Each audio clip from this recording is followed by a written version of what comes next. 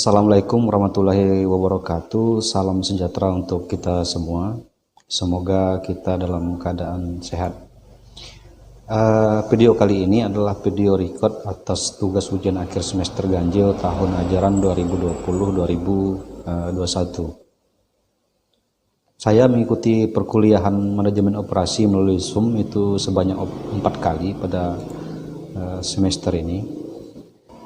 Materi-materi yang sudah dipelajari adalah yang pertama itu manajemen operasional, yang kedua strategi operasi, yang ketiga manajemen rantai pasok, yang keempat itu manajemen persediaan, kemudian yang terakhir itu just in time atau JIT. Kemudian tugas terstruktur yang sudah dibuat adalah membuat video record terhadap tugas-tugas yang diberikan pada setiap materi yang disampaikan. Kemudian berikutnya pentingnya belajar manajemen operasi. Itu yang pertama, manajemen operasi merupakan salah satu fungsi utama yang harus ada di semua jenis organisasi, sehingga apabila akan mengelola organisasi maka mau tidak mau harus mempelajari konsep manajemen operasi. Kemudian yang kedua, dengan mempelajari manajemen operasi kita dapat mengetahui seluk-beluk dan berbagai hal yang berkaitan dengan cara memproduksi barang maupun jasa. Yang ketiga, dengan mempelajari manajemen operasi, kita dapat memahami dan mengerti dengan benar apa yang seharusnya dilakukan oleh manajer operasional. Yang keempat, karena manajemen operasi merupakan bagian yang paling mahal dalam organisasi, sehingga penting sekali untuk dipelajari. Kemudian hal ini dapat diartikan sebuah aktivitas dan efisiensi manajemen operasi akan berdampak besar bagi perusahaan. Setelah membuka link dosen, materi yang dapat dipelajari, yang pertama itu manajemen operasional, yang kedua strategi operasi, yang ketiga itu manajemen rantai pasok, keempat itu manajemen persediaan, yang kelima itu just in time. Kemudian khusus untuk manajemen operasional itu dapat dipahami atau didapat dari sana bahwa manajemen operasional dapat diartikan sebagai rangkaian kegiatan atau aktivitas yang menciptakan nilai produk baik berupa barang maupun jasa melalui proses transformasi input menjadi output. Kemudian atau manajemen operasional adalah studi tentang pengambil keputusan dalam fungsi, sistem operasi dan tanggung jawab untuk memproduksi barang dan jasa dalam organisasi. Kemudian ruang lingkup manajemen operasi itu mencakup 3 aspek utama, yaitu perencanaan sistem produksi, yang kedua itu pengendalian produksi, dan yang ketiga itu sistem informasi produksi. Kemudian untuk menciptakan barang dan jasa dalam ini produk, semua organisasi bisnis perusahaan paling tidak menjalankan 3 fungsi utamanya, yaitu yang pertama itu fungsi pemasaran, yang kedua fungsi keuangan, dan yang ketiga adalah fungsi produksi atau operasi. Untuk fungsi pemasaran itu sendiri yang berhubungan dengan pasar untuk dapat menciptakan permintaan dan pada akhirnya menyampaikan produk yang dihasilkan pasar. Kemudian untuk fungsi keuangan atau finance function itu yang mengelola berbagai urusan keuangan dalam perusahaan maupun perusahaan dengan pihak luar perusahaan.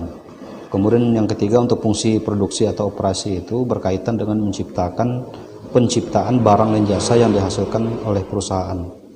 Kemudian dalam lingkup tanggung jawabnya, manajer operasional setidaknya harus melakukan 10 hal.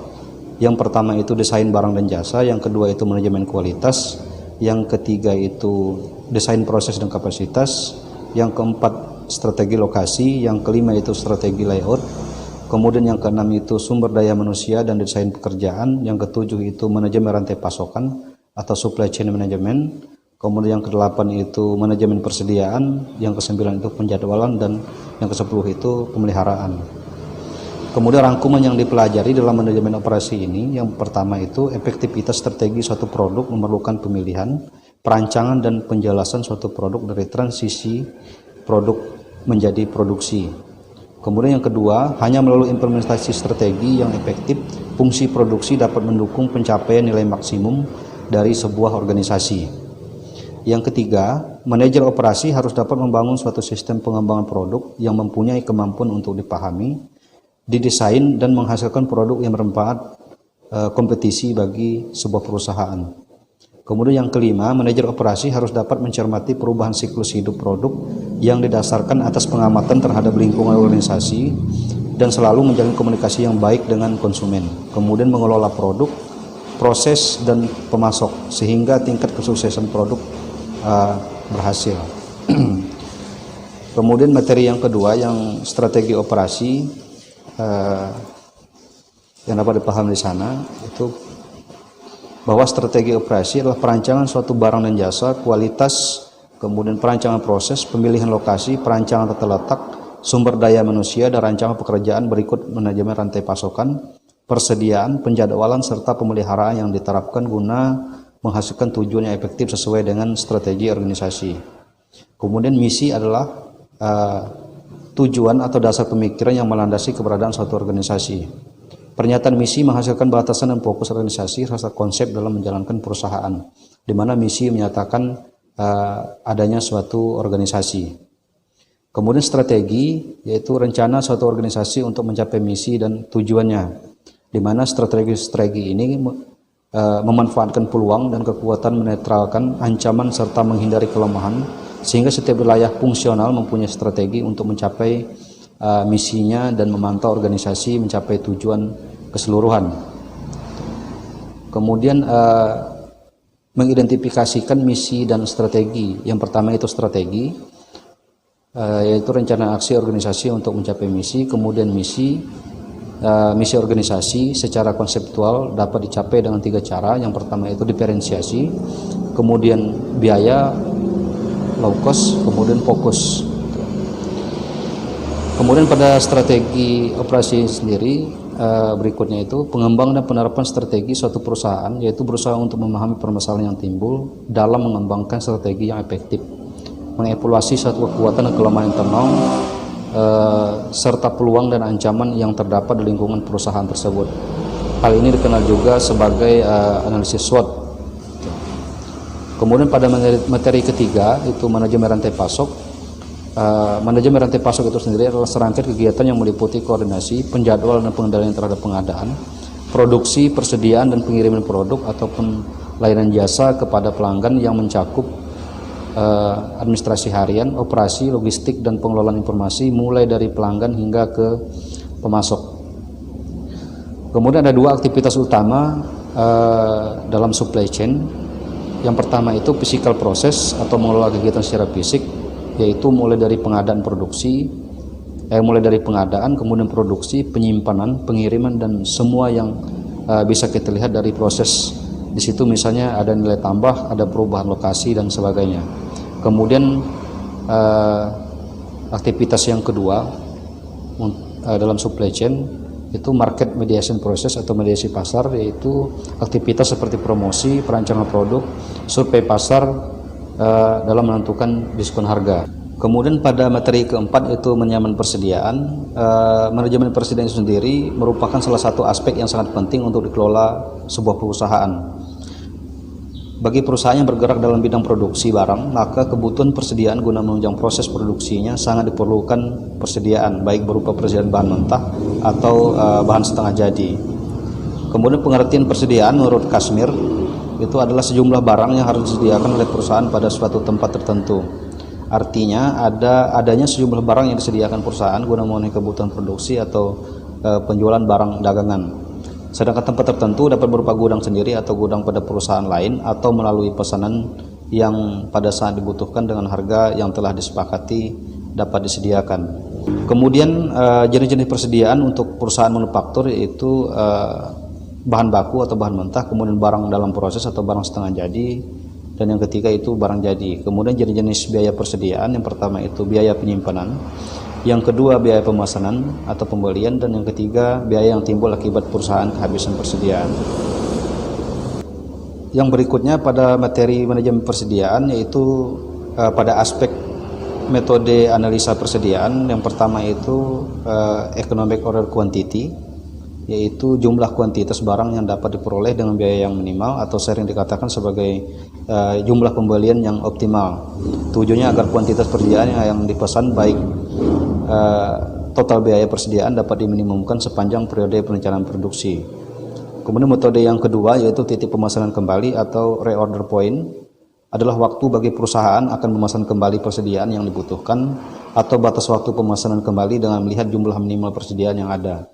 Kemudian tujuannya supaya jangan sampai terjadi kekurangan bahan pada saat dibutuhkan. Kemudian metode analisa yang ketiga yaitu stock safety adalah persediaan pengamanan atau persediaan tambahan yang dilakukan perusahaan agar tidak terjadi kekurangan bahan. Tujuannya untuk mengantisipasi membludaknya permintaan akibat dari permintaan yang tidak terduga. Kemudian materi yang kelima itu just in time atau JIT. Just in time adalah pendekatan keberlanjutan dan penyelesaian masalah secara paksa yang berfokus pada keluaran dan pengurangan penggunaan persediaan. Kemudian konsep JIT berprinsip hanya memproduksi jenis-jenis barang yang diminta, kemudian sejumlah yang diperlukan, kemudian dan pada saat dibutuhkan oleh konsumen. Kemudian ada 4 aspek pokok JIT. Yang pertama itu semua aktivitas yang tidak bernilai tambah terhadap produk atau jasa harus dieliminasi. Aktivitas yang tidak bernilai tambah meningkatkan biaya yang tidak perlu, misalnya persediaan sedapat mungkin nol. Kemudian aspek yang kedua, adanya komitmen untuk selalu meningkatkan mutu yang lebih tinggi, sehingga produk rusak dan cacat sedapat mungkin nol, tidak memerlukan waktu dan biaya untuk pengerjaan kembali produk cacat dan kepuasan pembeli dapat meningkat. Kemudian aspek pokok JIT yang ketiga yaitu selalu diupayakan penyempurnaan yang berkesinambungan dalam meningkatkan efisiensi kegiatan. Kemudian aspek yang keempat yang terakhir itu menekankan pada penyederhanaan aktivitas dan meningkatkan pemahaman terhadap aktivitas yang bernilai tambah. Kemudian sasaran dari kemitraan JIT itu sendiri, yang pertama itu menghilangkan aktivitas yang tidak perlu, yang kedua menghilangkan perlunya penyimpanan persediaan di pabrik, yang ketiga menghilangkan persediaan dalam transit, dan yang keempat itu meningkatkan kualitas dan keandalan. Berikutnya, keuntungan yang didapat dari sistem JIT ini antara lain yang pertama, seluruh sistem yang ada dalam perusahaan dapat berjalan lebih efisien. Kemudian yang kedua, pabrik mengeluarkan biaya yang lebih sedikit untuk mempekerjakan para stafnya. Yang ketiga, barang produksi tidak harus selalu dicek, disimpan atau diretur kembali. Kemudian yang keempat itu kertas kerja dapat lebih simpel. Yang kelima, penghematan yang telah dilakukan dapat digunakan untuk mendapat profit yang lebih tinggi, misalnya dengan mengadakan promosi tambahan. Kemudian pada JIT itu sendiri ada satu kelemahan sistem pada JIT, maksudnya adalah tingkatan order ditentukan oleh data permintaan historis. Jadi jika permintaan naik melebihi dari rata-rata perencanaan historis, maka inventory akan habis dan akan mempengaruhi tingkat pelayanan konsumen. Pada pertanyaan yang ketiga yaitu ada berapa jumlah video yang ditonton pada link ruang dosen. Pada link tersebut saya menonton ada 11 video. Video pertama itu materi manajemen produksi, yaitu sistem produksi produk usaha yang pembicaranya adalah Dewi Kenes. Kemudian manfaat yang didapat yaitu mengetahui apa itu manajemen dan apa produksi itu sendiri. Kemudian sedangkan manajemen produksi adalah menyusun proses perubahan bahan baku menjadi produk, baik barang maupun jasa yang diinginkan sehingga memiliki nilai jual. Kemudian video yang kedua yaitu materi manajemen operasi, yaitu bagian pendahuluan, pembicaranya itu Budi Harsanto. Manfaat yang didapat itu mengetahui apa itu manajemen operasi dan apa saja ruang lingkup yang dibahas. Kemudian mengetahui terdapat 3 fungsi esensial dalam sebuah perusahaan atau organisasi bisnis, yaitu yang pertama itu pemasaran, yang kedua operasi, dan ketiga keuangan. Untuk pemasaran itu tugas utamanya adalah menciptakan permintaan, untuk operasi tugas utamanya itu menghasilkan produk, kemudian yang ketiga keuangan, tugas utamanya mengelola uang dengan cara yang terbaik. Kemudian 3 fungsi tersebut tidak bisa bekerja sendiri-sendiri, namun harus saling bersamaan atau beririsan. Kemudian video yang ketiga itu materi manajemen operasi dengan topik yaitu pengertian manajemen operasi. Pembicaranya adalah Iqbal Setianegara. Manfaatnya yang didapat itu mengetahui bahwa produksi adalah kegiatan yang memberi nilai tambah. Berkaitan dengan nilai tambah atau penambahan manfaat, ada beberapa jenis nilai tambah yang dapat dilakukan, yaitu manfaat bentuk, manfaat tempat, kemudian manfaat waktu, dan yang terakhir adalah manfaat kepemilikan. Kemudian video yang keempat itu materi manajemen operasional 1 dengan topik yaitu pentingnya manajemen operasional. Pembicaranya Stefani Goni. Kemudian manfaat yang dapat itu mengetahui tujuan manajemen operasional pada sebuah perusahaan, yaitu untuk mengatur sumber daya yang dimiliki oleh perusahaan sehingga proses produksi itu berlangsung secara efektif dan efisien. Kemudian video yang kelima itu materi manajemen operasional dengan topik yaitu strategi operasi. Pembicaranya dari DM Studio. Itu manfaatnya itu mengetahui perspektif manajemen strategi menurut Christensen, yaitu tinjauan dari perspektif ekonomi, kemudian perspektif perusahaan, kemudian perspektif militer, dan yang terakhir tinjauan dari perspektif politik. Strategi operasi dapat diartikan sebuah komitmen terhadap seluruh aktivitas yang telah direncanakan ataupun yang berada pada lingkup perusahaan atau sebuah organisasi. Video yang keenam itu materi perencanaan keuangan dengan topik mengelola keuangan dengan cerdas. Pembicaranya dari OJK. Manfaatnya penting bagi kita untuk mengatur perencanaan keuangan. Kita harus mampu membiayai hidup sesuai dengan kemampuan kita sehingga tidak terjebak menjadi manusia konsumtif serta menabung untuk masa depan. Kemudian video yang ketujuh itu materi membuat rencana pemasaran. Pembicaranya Yunida Paramita. Manfaatnya supaya produk yang kita produksi bisa terjual, kemudian menjawab kebutuhan calon pelanggan dan memperoleh keuntungan. Dalam membuat rencana pemasaran kita harus bisa menganalisis siapa target pasar dan bagaimana caranya agar target pasar tersebut bisa kita jangkau melalui rencana promosi yang akan kita buat. Kemudian video yang ke-8 itu materi perencanaan sumber daya manusia. Pembicaranya Sandy Noviko. Itu perencanaan sumber daya manusia merupakan titik masuk pencapaian tujuan sebuah organisasi. Kemudian gagalnya pencapaian tujuan organisasi atau sebuah perusahaan salah satunya karena organisasi atau perusahaan tidak melakukan perencanaan sumber daya manusia dengan baik. Kemudian video yang ke-9 itu materi tentang 3 prinsip meningkatkan produktivitas kerja. Pembicaranya Dr. Andrew Ho. 3 prinsip tersebut adalah yang pertama, di mana ada motivasi di situ ada aksi. Kemudian yang kedua itu tanpa fokus pasti akan terjadi pemborosan sumber daya. Yang ketiga adalah harus memiliki goal setting atau perencanaan yang jelas. Kemudian video yang ke-10 itu materi manajemen kualitas dengan topik Just in Time atau JIT. Pembicaranya Iqbal Setianegara.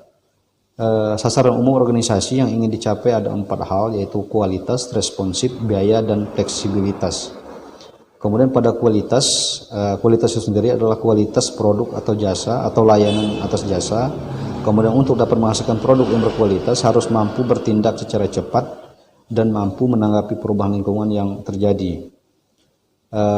Organisasi juga harus menekankan biaya yang timbul akibat pemborosan yang terjadi. Kemudian fleksibel dalam penggunaan alat dan proses produksi akan mendukung semua proses secara keseluruhan.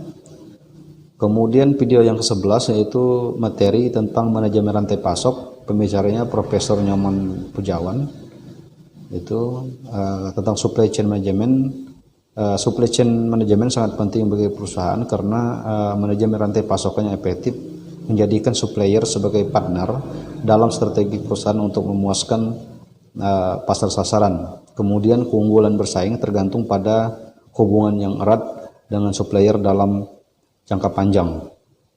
Itu yang video-video yang saya tonton ada 11 sekali lagi. Kemudian yang pertanyaan keempat itu jelaskan apa yang dimaksud dengan manajemen persediaan.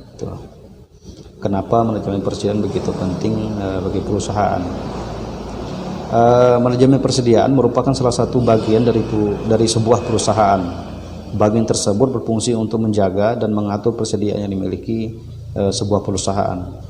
Beberapa aktivitas yang dilakukan dalam manajemen persediaan adalah mulai dari cara memperoleh persediaan, kemudian menyimpan, hingga persediaan tersebut dimanfaatkan. Kemudian pentingnya bagi perusahaan itu karena manajemen persediaan berfungsi untuk mengatur setiap persediaan yang ada dalam sebuah perusahaan, mulai dari bagaimana cara memperoleh persediaan tersebut, cara penyimpanan, hingga bagaimana persediaan tersebut dimanfaatkan atau dikeluarkan. Tentunya manajemen persediaan merupakan bagian penting dari sebuah perusahaan itu sendiri, apalagi jika perusahaan tersebut bergerak dalam bidang perdagangan. Manajemen persediaan membantu mengatur persediaan perusahaan agar tidak kekurangan. Kemudian just in time manfaat dari just in time itu. Just in time atau sering disingkat dengan JIT adalah suatu sistem produksi yang digunakan untuk memenuhi kebutuhan pelanggan tepat pada waktunya sesuai dengan jumlah yang dikehendaki. Tujuan sistem produksi just in time adalah untuk menghindari terjadinya kelebihan kuantitas atau jumlah dalam produksi persediaan yang berlebih, dan juga pemborosan dalam waktu penungguan.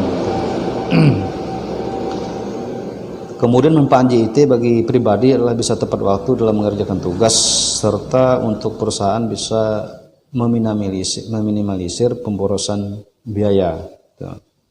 Kemudian yang keenam itu sebutkan dijelaskan metode-metode peramalan yang dapat digunakan oleh perusahaan. Metode-metode peramalan yang dapat digunakan oleh perusahaan itu ada 3, yaitu yang pertama peramal jangka pendek, yang kedua peramal jangka panjang, dan yang ketiga itu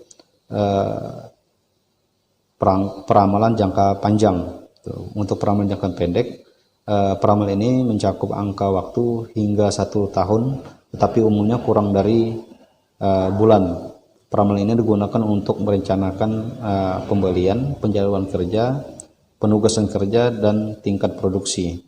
Kemudian yang kedua peramalan jangka menengah, yaitu umumnya mencakup hitungan bulan hingga 3 tahun. Peramalan ini berguna untuk merencanakan penjualan, perencanaan dan anggaran produksi, anggaran kas, dan menganalisis bermacam-macam rencana operasi. Kemudian yang ketiga itu peramal jangka panjang, umumnya untuk merencanakan masa 3 tahun atau lebih. Kemudian yang berikutnya, cara meningkatkan produktivitas tenaga kerja karyawan di perusahaan ada 4. Yang pertama itu menyesuaikan pekerjaan karyawan dengan kemampuan dan minatnya. Yang kedua, menyediakan pelatihan untuk karyawan itu sendiri. Yang ketiga itu menyediakan fasilitas kerja yang mendukung sehingga karyawan lebih enak bekerja. Kemudian yang keempat itu melakukan evaluasi secara berkala, evaluasi terhadap kinerja tersebut.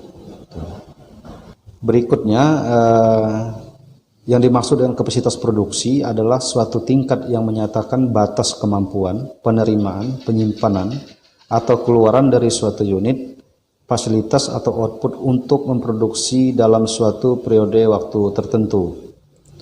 Kapasitas produksi menentukan persyaratan modal sehingga mempengaruhi sebagian besar dari biaya. Kapasitas produksi itu sendiri menentukan berapa jumlah permintaan yang harus dipenuhi dengan menggunakan fasilitas produksi yang ada.